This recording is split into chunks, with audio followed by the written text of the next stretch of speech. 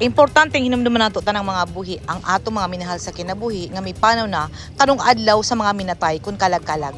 Sumala ni Father Jesse Esparagosa, importante nga bisitahon og hinumduman labi na sa mga Romano Katoliko ang obligasyon sa mga minahal sa kinabuhi nga may panaw na aron ilang mabati ang atong pagmahal bisan pa man sila tuwa na sa laing kalibutan. Hindi lang para sa mga minatay, kundi ato gisulong ngadto sa mga ugon kung kita tanan na ipakita dinhi naghandom kita nga may usab na may appeal sa kada ugon nga sugo.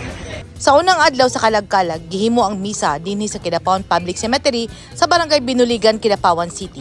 Unsa ba di ay kaimportante ang santos nga misa atol sa Kalag-Kalag. Kita nga mga Christians, ato ang mga remains is may danon. Ang early Christian even in the Acts of the Apostle, take care ng ang mga bowl, mga baptized, they're temple of the Holy Spirit. Sagad sa mga lubong nga anaa dinhi sa sementeryo, gikan sa lugar nga gihimuan na og mga bag-ong proyekto ug sagad kanila mga bukog na lang nga gibalhin dinhi. Sumala ni Father Esparagosa, ang pagbalhin sa mga bukog gikinahanglan usab nga sila ampingan. For the improvements, siyempre, ang order ako sa public ka kay mix tanan. So, like ko sa Catholic Cemetery. So, transfer nila. Ang uban nila transfer na sa Calvario. Ang uban nila, I heard na katong mga bones sila ilang ipa-clinic balik para may earn para ibutang na lang sa Calvario.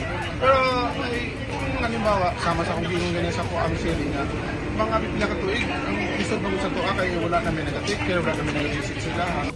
Sa pagtuo sa Romano Katoliko ug pipila ka mga Kristiyano, ang mga pipanaw mipaulin sa poder sa ilang labawng makagagahom sa luna nga gipili sa Dios. Og sa panahon sa Kalag-Kalag, mao kini ang adlaw nga ato silang hinumduman. Gikan dinhi sa Kidapawan City, Edith Caduayo, News 10 Philippines. Stay safe.